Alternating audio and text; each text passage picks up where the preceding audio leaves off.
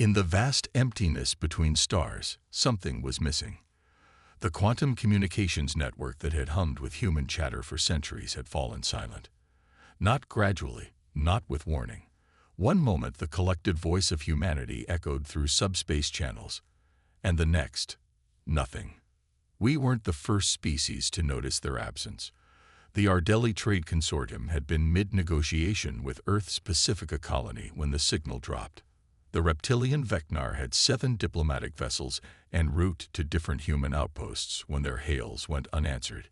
Even the reclusive crystal entities of Ta Siti, who had observed humanity from afar for millennia, registered concern in their own unknowable way. Humanity, noisy, ambitious, relentlessly curious humanity, had vanished. I was there when the Galactic Council convened its emergency session. Representatives from 2,000 civilizations gathered in the ancient chamber carved from an asteroid at the galaxy's core.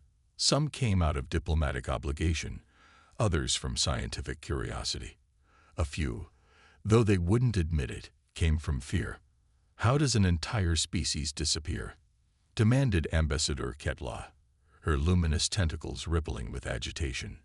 Not just from one world, but from all of them simultaneously. The question hung in the air. Humans had colonized 27 star systems. They'd maintained outposts on another 43. Their exploration vessels roamed far beyond even those boundaries, all gone without explanation. Perhaps they ascended, suggested the Meridian delegate, a being of pure thought housed in a hovering mechanical sphere. Some species choose to transcend physical existence. Without notification, without ceremony, the Vecnar ambassador hissed. Humans made everything into ceremony. They would not depart quietly. I knew he was right. In my centuries as a xenoarchaeologist studying Earth's ancient cultures, I'd learned that humans craved connection. Even their earliest civilizations built monuments meant to speak across time. They left messages, time capsules, records. Humanity wanted to be remembered. The council debated for days. Theories multiplied. A technological catastrophe, a mass migration to another galaxy, a pandemic, a collective decision to enter stasis. None satisfied. In the end, they formed our expedition. 5 vessels from 5 different species, tasked with retracing humanity's final days. I volunteered immediately. We began at Earth, their ancestral home. The planet stood unchanged. Blue oceans, swirling white clouds, green and brown landmasses. Cities remained intact. Power systems still functioned in some areas. But no humans. Not one. Personal belongings left behind, as if their owners had stepped away momentarily. Meals half-eaten. Vehicles abandoned mid-journey. It was the same everywhere we went. No signs of conflict. No mass graves. No evidence of hasty evacuation. Just absence. Then we found the laboratory on Europa, buried beneath the ice moon's surface, a facility unlike any other human installation we'd encountered. The technology there surpassed anything humans had shared with the galactic community. And at its center, a device of unknown purpose, still humming with power.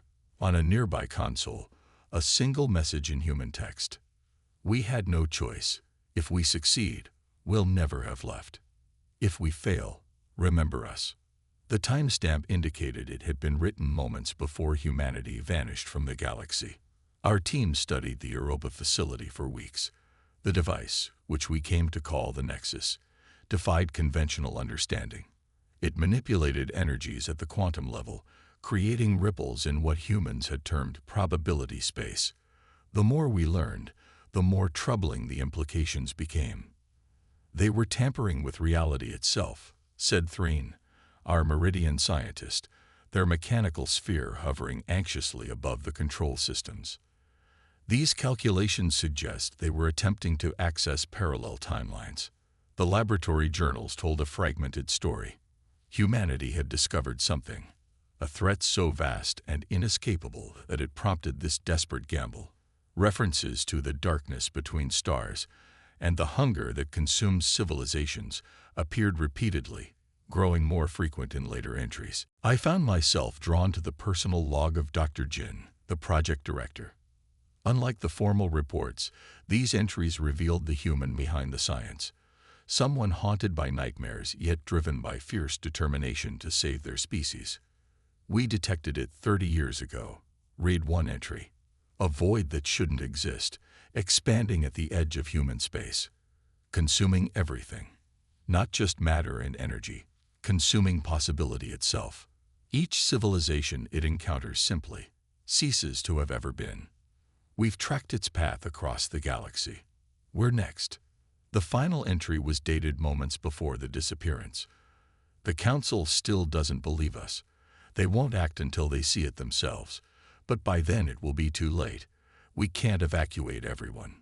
There's nowhere to go. The Nexus is our only hope. One massive temporal shift. If we succeed, humanity branches to a timeline where the darkness never evolved. If we fail, at least we tried. Ambassador Ketla joined me as I finished reading.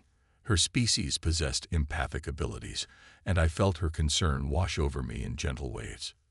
"You believe these humans sacrificed themselves?" she asked. "Not sacrificed," I replied. "They were trying to save themselves, all of themselves, across time. But something went wrong. Our technicians managed to partially activate the laboratory's simulation system. Three-dimensional projections filled the room. Star charts marking the path of something invisible, spreading across the galaxy. Mathematical models showing probability collapse. And most disturbing, a timeline projection showing civilizations vanishing one by one, with humanity next in line. "The coordinates," Threen announced suddenly. "I've decoded the target coordinates of their temporal shift. It wasn't random. They were trying to reach a specific moment." The Vecnar captain hissed in surprise when the date appeared. "That's before their species even evolved. Why would they?" An alarm cut through our discussion. Something was happening to the Nexus. Power readings fluctuated wildly as the dormant machines suddenly activated. A holographic countdown appeared above it. "It's drawing enormous power," Threen warned. "The entire moon's core is becoming unstable. Evacuate immediately," ordered the captain. "All personnel to ships." As we rushed to leave, I noticed something on a monitor that stopped me cold. Quantum readings identical to those recorded when humanity vanished. But now they were spreading outward from Europa in a rippling wave. "We need to go now." Ketla pulled at my arm. I grabbed Dr. Jin's data crystal before following her to the exit. The facility trembled around us, ice cracking as we raced through corridors. Behind us, the Nexus pulsed with increasing intensity. We barely reached our vessel before the moon's surface began to fracture. As we accelerated away, I watched through the viewscreen as ribbons of blue-white energy erupted from Europa's core. Then space itself seemed to ripple around us. For an instant, just an instant, I thought I saw something impossible. Hundreds of human ships appearing and disappearing like ghosts in the void. And in that moment, a transmission reached us, fragmented and distorted. Found us. The Nexus worked, but not as we intended. We're trapped between. Don't let them. Remember the coordinates. Then silence fell once more across the stars. The Galactic Council refused to believe our findings. Despite the evidence we presented, the laboratory data, the fragmented transmission, the readings from Europa's destruction, many delegates dismissed our conclusions as speculation. The Vecnar captain's testimony about the ghostly human ships was written off as a hallucination caused by quantum distortion. "We cannot commit resources based on the ravings of extinct humans," declared the Silurian Prime, his crystalline form refracting light across the chamber. If this darkness existed, our long-range observatories would have detected it. But not everyone was skeptical. After the formal session, several representatives approached our team privately.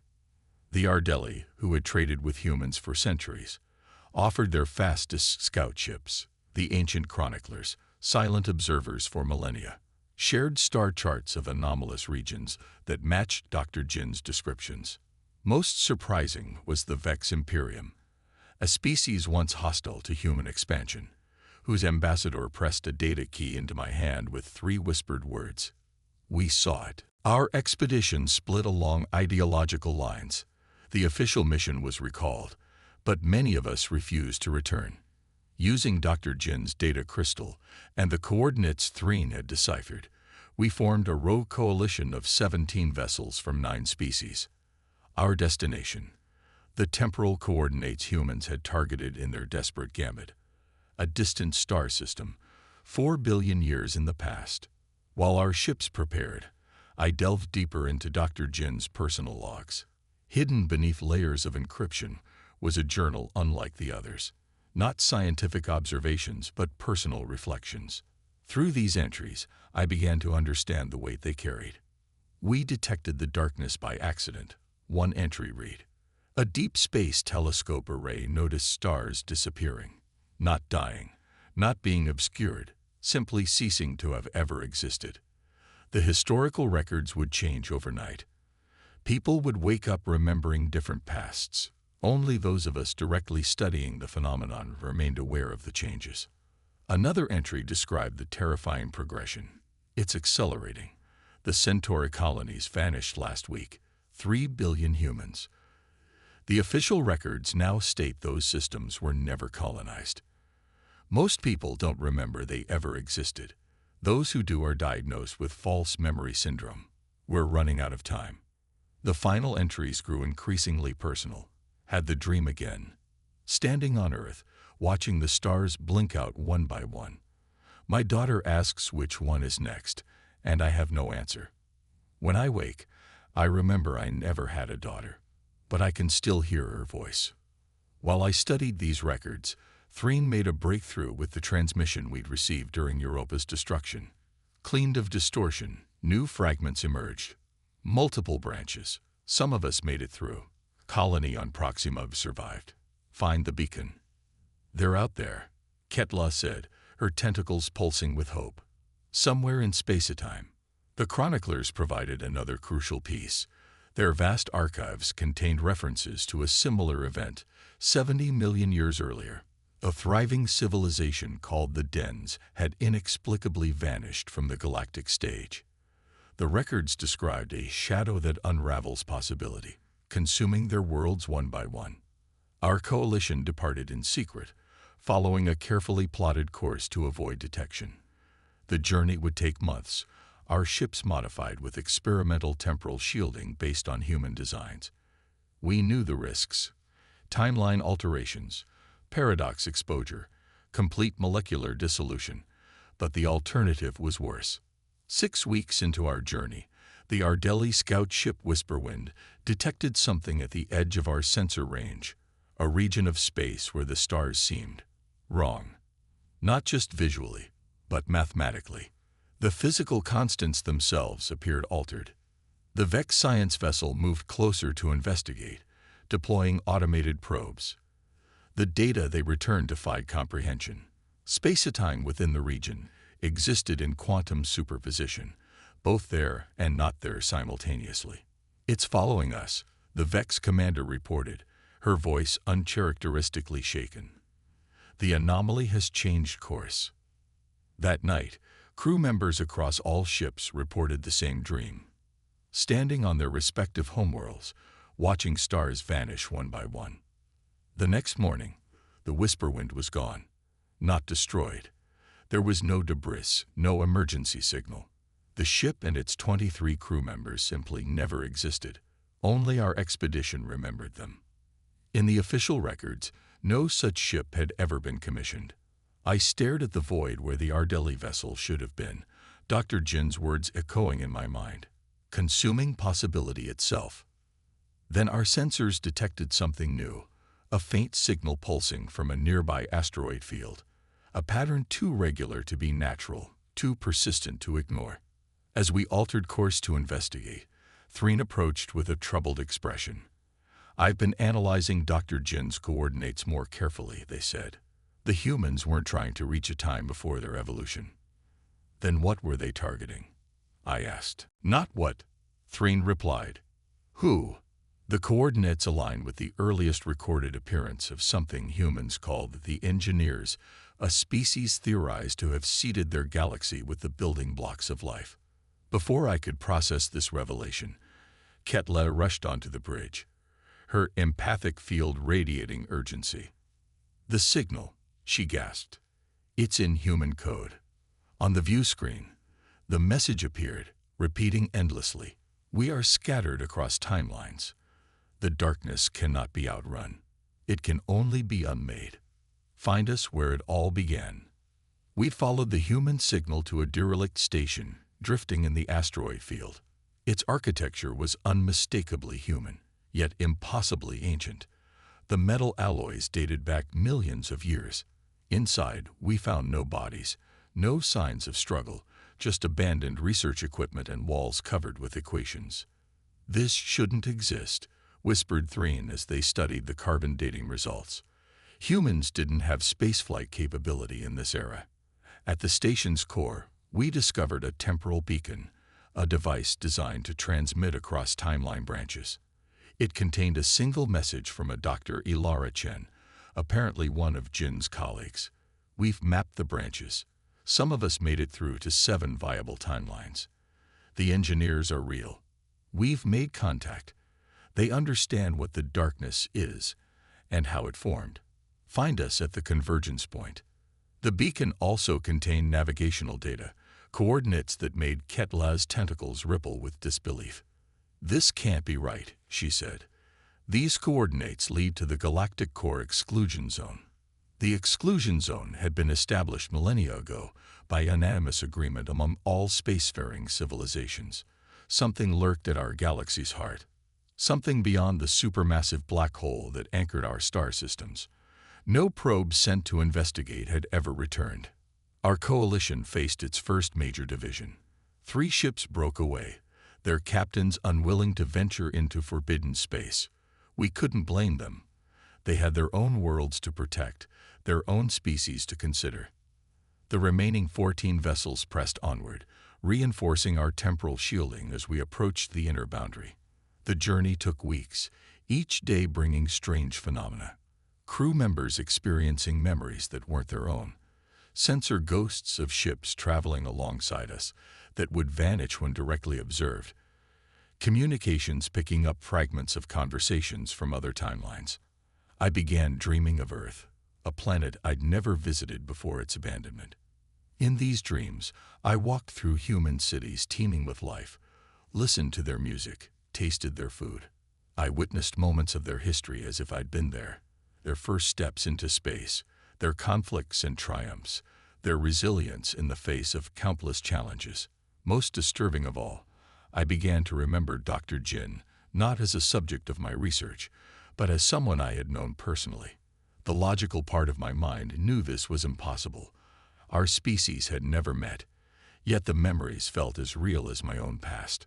As we approached the exclusion zone boundary, the Vex science vessel detected unusual energy readings. The black hole at the galaxy's center was changing. Sections of its event horizon flickered, revealing glimpses of something beneath, something that defied conventional physics. "It's not just a black hole," the Vex commander reported. "It's a shell." Threen's analysis confirmed it. The supermassive black hole had been artificially modified. Its gravitational field concealed an enormous structure, a sphere the size of a solar system. And it was active, pulsing with energy that matched the quantum signature of the Nexus device. The remaining chronicler vessel transmitted ancient records never before shared with other species. The first ones built a gateway at the beginning of time. They departed through it when the darkness arose, sealing it behind them to protect the younger races. As we held position at the boundary, debating our next move, a transmission broke through our communications, fragmented but unmistakably human. "Don't. Afraid. Of the black. It's just illusion. Engineers built. Contain. Not imprison." Another voice cut through. "We see. Coming. Hold position. Opening. Pathway." Before our eyes, the black hole's event horizon split open like an iris, revealing a swirling tunnel of blue-white energy, identical to what we'd witnessed during Europa's destruction. Our sensors detected thousands of objects emerging from the tunnel, ships of every description. Some we recognize as human vessels, others were completely alien, unlike any design known to the galactic community. A clear transmission finally broke through. Coalition vessels, this is Admiral Levine of the Earth Temporal Navy. We've been expecting you. You've done well to make it this far. The image on our view screen showed a human female in a uniform I didn't recognize, standing on the bridge of an advanced vessel. Behind her stood tall, luminous beings that could only be the engineers, humanoid in basic form but composed of shifting patterns of light. "We don't have much time," the Admiral continued. "The darkness has detected our convergence and is accelerating its approach. You're witnessing the gathering of human survivors from 7 timeline branches, along with our allies. We've spent subjective centuries preparing for this moment." One of the luminous beings stepped forward, its voice resonating directly in our minds. "The entity you call the darkness is a paradox of our own making, a wound in reality created when the earliest temporal experiments tore the fabric between possibilities. It feeds on probability, growing stronger with each timeline it consumes. It cannot be destroyed by conventional means, as it exists outside normal causality." Admiral Levine's expression hardened. "We've discovered only one solution. We must collapse all timeline branches back into a single stream, the original unaltered flow of time. This means most of us will cease to exist as we are now, becoming potential futures rather than realized ones." Before we could process this, our sensors blared warnings. The void beyond the exclusion zone began to fold inward, stars disappearing one by one as something massive approached. Not a physical object, but a distortion in reality itself. "It's here," whispered Ketla, her empathic field radiating primal terror. Through the view screen, we watched as a shadow spread across space, not darkness as we understood it, but an absence of everything, even the possibility of existence. Where it passed, the fundamental constants of physics simply ceased to function. Our coalition ships moved into defensive formation around the human fleet as Admiral Levine's voice came through once more. "Coalition vessels, we need your help. The engineers have constructed a probability anchor at the center of the structure. It can reset the timeline, but only if representatives from all affected species willingly connect to it. You must choose, preserve your individual existences, or sacrifice them to restore the proper flow of time." As the shadow drew closer, consuming everything in its path, the engineer spoke again. "If we succeed, none of this will have happened. The branching timelines will collapse, and history will follow its intended course. If we fail, all possibility ends, not just for your species or ours, but for all consciousness in this galaxy." The human admiral's voice softened. "We understand if you choose to flee.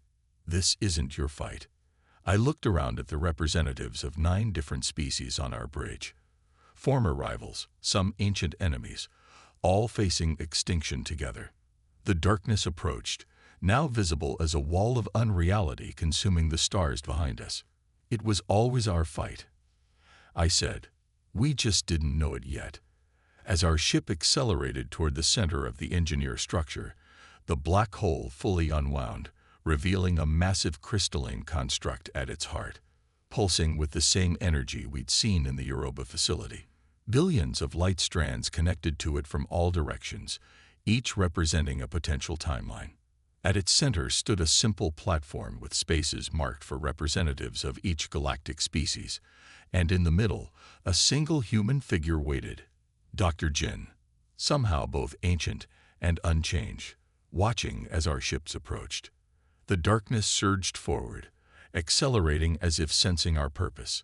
We would reach the anchor with only moments to spare, if we reached it at all. Our ships docked at the crystalline structure with moments to spare. As we raced toward the platform, the darkness consumed the outermost vessels of our fleet. They didn't explode or break apart. They simply ceased to be, taking their crews with them. Dr. Jin greeted us with tired eyes that had seen too many timelines.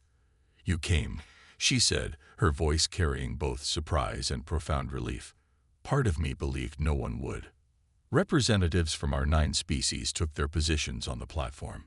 The engineers moved among us, connecting each being to the probability anchor through filaments of pure light that merged with our consciousness. Through these connections, I suddenly understood everything.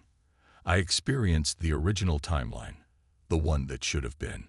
I saw humanity's true path, their struggles and triumphs, their eventual peaceful integration with the galactic community, their crucial role in uniting species that would otherwise have destroyed each other.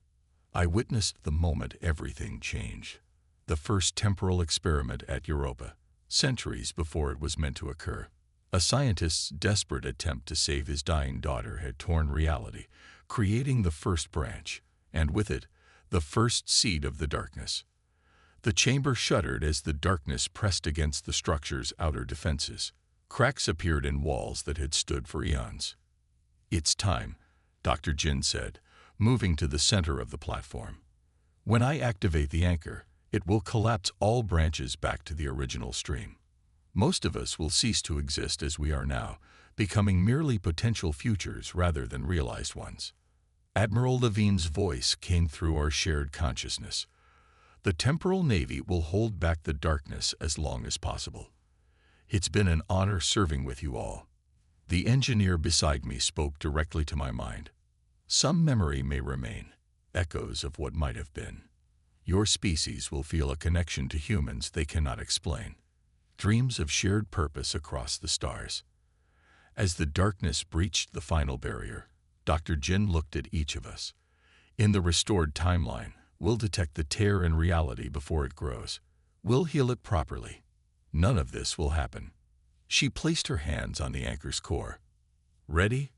Around the chamber, representatives of 9 species, some whose civilizations had warred for millennia, nodded as one.